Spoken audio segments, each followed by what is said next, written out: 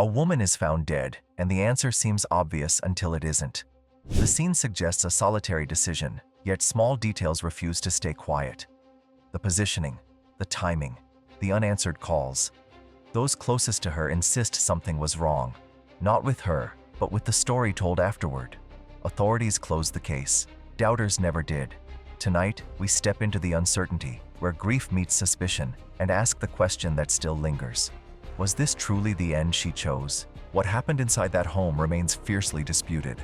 A marriage under strain, a night that ended in silence, and a scene that sparked years of questions instead of closure. As two names become forever linked by tragedy, we peel back just enough to ask, was this a fatal choice or something far more calculated? Stay with us. The story begins on September 14, 2018, in the quiet town of Tecumseh, Michigan. Inside a suburban home, a woman was found dead, and authorities were initially presented with a grim but familiar explanation: suicide. The scene appeared controlled, almost orderly, but from the very beginning, something felt off. Inconsistencies in the timeline, unusual forensic details, and unanswered questions quickly surfaced. What first looked like a tragic self-inflicted death soon became a deeply contested case, one that would draw national attention and ultimately end in a shocking conviction. Suicide or a carefully staged homicide? But first, we need to know about the key individuals of this horrible incident. The key individuals. Amy Allen. Amy Allen was a 34-year-old woman living in Tecumseh, Michigan, with her husband and their teenage daughter when the fatal incident occurred on September 14, 2018.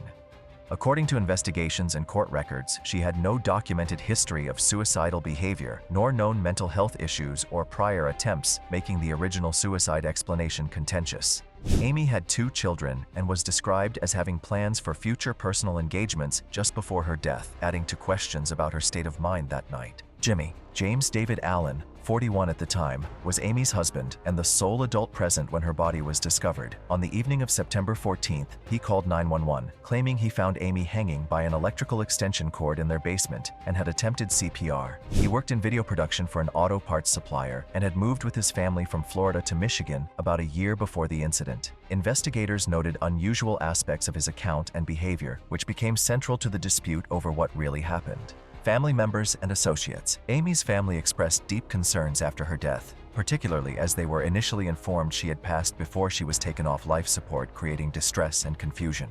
Friends and relatives later shared that Amy had been upbeat about certain plans and that there were complexities in her personal life, including an undisclosed online relationship, which prosecutors introduced as part of reconstructing her final days. Members of the couple's teenage daughter's perspective also factored into the case, as the household dynamics and family history were scrutinized during investigation and trial. First responders and medical staff. When police and EMS arrived at the home after James Allen's 911 call, paramedics were able to establish a pulse and transported Amy to ProMedica Herrick Hospital before she was flown to the University of Michigan Hospital, where she died 3 days later. First responders raised early skepticism about the suicide explanation, noting the height of the ceiling, the loose nature of the knots, and the absence of expected ligature marks on her neck, details that contradicted a typical hanging scenario. But where did it all begin from? Their relationship status. In the months leading up to September 14, 2018, the relationship between Amy and Jimmy was described as strained, though not publicly volatile. Friends and family painted a picture of underlying tension in their marriage that, according to the prosecution, boiled over on the night of her death. Investigators and prosecutors argued that James exhibited controlling behavior within the household, particularly in disputes involving family matters, and that this dynamic was central to their motive theory. The prosecution pointed to evidence that Amy had been in a secret online relationship and had made future plans to meet someone else, a situation they suggested could have sparked jealousy and conflict. Amy had no documented history of suicidal ideation or prior attempts, which prosecutors emphasized to challenge the suicide narrative. Prosecutors also introduced testimony about prior incidents where James responded physically during domestic disputes, such as an argument with his stepson that involved a chokehold, to suggest a pattern of handling conflict in the home. This was used to support their theory that an argument earlier in the evening escalated, leading James to put Amy in a chokehold and then stage the scene to resemble suicide. But what was the actual incident? The night of the incident, On September 14, 2018, what began as a typical early autumn evening in Tecumseh, Michigan would soon spiral into one of the most controversial and scrutinized death investigations in recent local history. Earlier that day, Jimmy and his wife Amy Allen had been seen together at a restaurant following an argument. According to prosecutors, the disagreement had escalated enough that James drove home while Amy walked the rest of the way. Shortly after returning home, events took a grim turn. James would later claim that less than an hour after she got back, he discovered Amy unconscious in the basement of their home. He immediately called 911, reporting that he had found her hanging from the rafters by an electrical extension cord tied to a hook overhead. In his call, he sounded distressed, telling the dispatcher that he was performing CPR and needed urgent help. Shortly after the call, emergency services were dispatched to the residence. When first responders arrived, they found a scene that didn't fit the typical narrative of a suicide by hanging. James had already taken Amy down from where she was suspended, and paramedics began their attempts to revive her. They were ultimately able to detect a pulse and transported her to ProMedica Herrick Hospital in Tecumseh. From there, she was airlifted to the University of Michigan Hospital in Ann Arbor, as her condition was critical. Over the next few days, Amy remained alive but in a brain-dead state, and she was removed from life support on September 17, 2018. From the moment they stepped into the basement, responding officers and medical personnel sensed that something was not quite right. The basement ceiling was too low for a typical suspension hanging, and the extension cord's knots were loose and inconsistent with a purposeful hanging setup. Most notably, there were no expected ligature marks on her neck consistent with suspension. These physical details raised early questions about whether the scene was genuinely self-inflicted or had been staged. Moreover, James's behavior in the moments following the discovery struck some responders as unusual. Instead of a distraught spouse sobbing uncontrollably, some observers described his emotional response as restrained and, at times, inconsistent with someone who had just found a loved one attempting to take her own life. These perceptions, while subjective, added to the growing suspicion among investigators that things didn't fully add up. As the investigation intensified, law enforcement began to dig deeper into the couple's recent activities and digital footprints. One of the critical points uncovered was that Amy had no history of suicide attempts, documented mental health issues, or substance abuse, and she had not left a note, a common element in many suicide cases. Prosecutors also revealed that Amy had been engaged in an online relationship with another man and that she had made plans to meet this individual in October 2018. This information became part of the narrative, suggesting personal motives that could have fueled tension between the Allens in the days and weeks leading up to her death. Investigators also meticulously reviewed timeline evidence.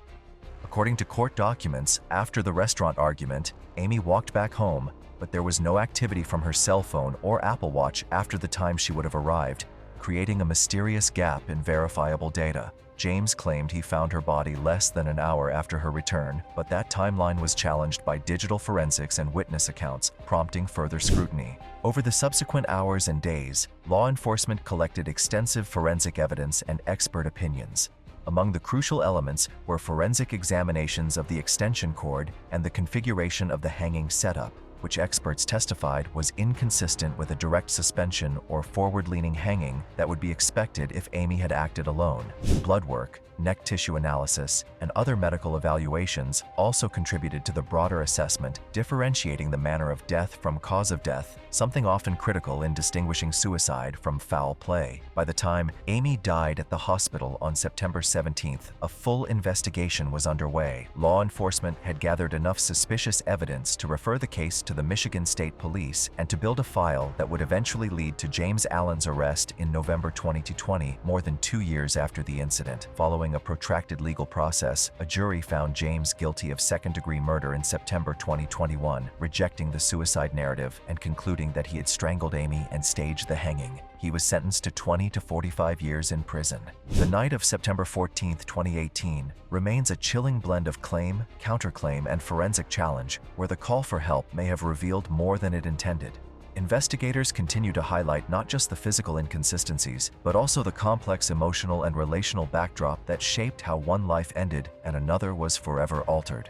But what was the initial response? Medical examiners ultimately determined that the cause of death in Amy Allen's case was asphyxiation, meaning her body stopped getting enough oxygen. However, how and why that asphyxiation occurred became the core dispute between prosecution and defense. Both sides agreed she died from lack of oxygen, but they sharply disagreed on whether it resulted from suicide by hanging or from force applied by another person. The autopsy revealed physical findings that did not align neatly with a classic suspension hanging. For instance, there were internal signs of asphyxia, but significant external neck trauma expected from a full suspension hanging was absent. Prosecutors' forensic experts pointed out that the extension cord and its knots showed little evidence of tension consistent with supporting her full body weight, and they highlighted internal injuries that could be consistent with a chokehold or constriction before the cord was used, supporting their homicide theory. One specific bone injury discussed at trial was a fracture of the thyroid cartilage tip, a structure within the neck cartilage.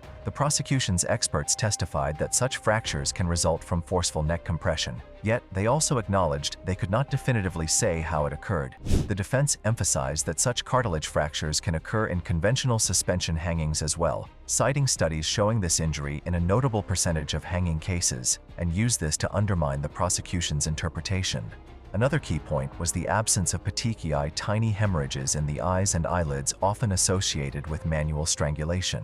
Prosecutors argued many strangulation cases show petechiae, while defense counsel highlighted that no petechiae were noted in the medical records, which aligned more with suicidal hanging patterns than violent manual strangulation. Because these forensic findings could be interpreted in multiple ways, and because no single physical marker conclusively proved one scenario over the other, expert testimony became a battleground in court. Both sides presented qualified medical opinions, ultimately leaving the jury to weigh disputed interpretations of the same evidence when determining the manner of Amy's death. Now let's move towards the investigation. Initially, law enforcement treated Amy Allen's death as a possible suicide after her husband, James "Jimmy" Allen, reported finding her hanging in their basement on September 14, 2018. However, investigators quickly began to question that narrative because physical evidence and witness observations didn't align with a typical self-inflicted hanging. Responders noted that the extension cord's knots were unusually loose, and the basement ceiling was so low that a suspension hanging the type often seen in suicides would have been highly unlikely. There were also minimal external neck trauma signs, and no clear ligature marks expected if the cord had supported her full weight. Investigators reviewed James Allen's statements closely and found inconsistencies in his account of finding Amy and the timeline of events.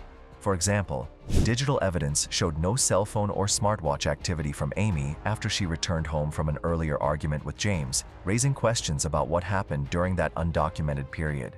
As the Michigan State Police joined the case, detectives began reconstructing the scene. They examined the cord, the hook, and the physical layout of the basement. Forensic experts testified that the cord did not show the kind of wear or tension that would occur if it had borne the victim's weight as part of a deliberate hanging. Prosecutors also uncovered details about the couple's relationship, including disputes earlier that day, and evidence suggesting emotional strain, which factored into their assessment of motive. When combined with the forensic anomalies and James's conflicting statements, this led investigators to increasingly favor the theory that the death had been staged to resemble a suicide. After nearly 2 years of investigation, gathering forensic reports, interviews, and reconstructed timelines, authorities felt they had enough evidence to pursue criminal charges. In November 2020, James Allen was arrested for the murder of his wife, and the case was taken to trial. Prosecution versus defense. During the trial, the prosecution framed the case around the theory that James Allen intentionally killed his wife and then staged the basement scene to mimic a suicide. Prosecutors presented a combination of forensic analysis and behavioral evidence, emphasizing inconsistencies in James's accounts and the physical impossibility of a typical self-suspension given the basement's low ceiling.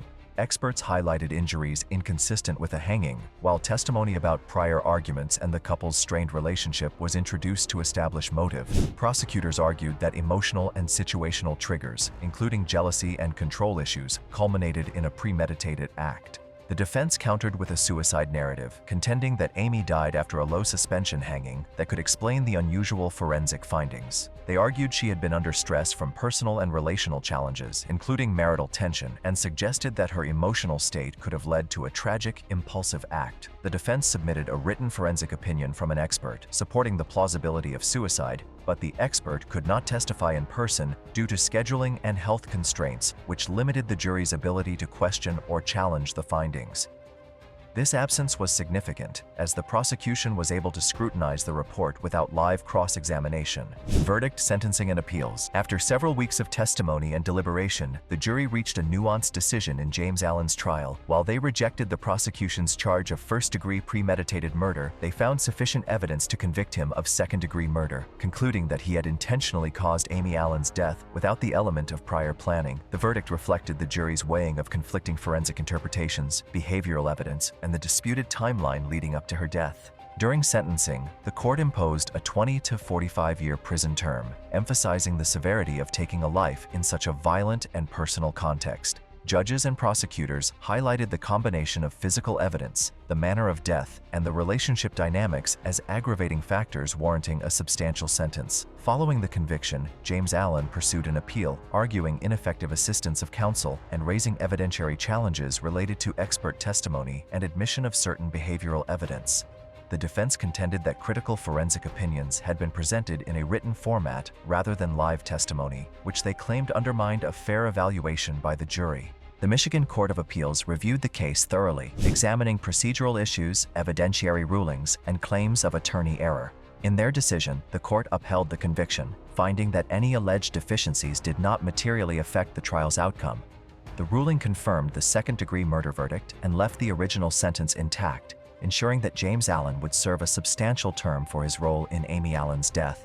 The outcome closed the legal chapter on a case that had been fraught with questions about motive, forensic interpretation, and the thin line between suicide and homicide, cementing its status as one of Michigan's most closely scrutinized domestic death investigations. The aftermath of Amy Allen's death left a lasting mark on her family. Loved ones were forced to navigate grief alongside the public scrutiny of a case that questioned not only the circumstances of her death, but the trustworthiness of those closest to her. The conviction offered some measure of closure, though the trauma and uncertainty endured by her children and extended family remains profound. James Allen is currently serving his 45-year prison sentence, and his name remains tied to one of Michigan's most debated domestic homicide cases. Legally, the case underscores the power and limitations of circumstantial evidence and the critical role of forensic interpretation. Disputed expert opinions became central to both the prosecution and defense, highlighting how nuanced physical evidence can shape life or death outcomes in court. Beyond the courtroom, the story has fueled ongoing discussions about stage scene investigations, the importance of live expert testimony, and the need for careful scrutiny when suicide and homicide overlap.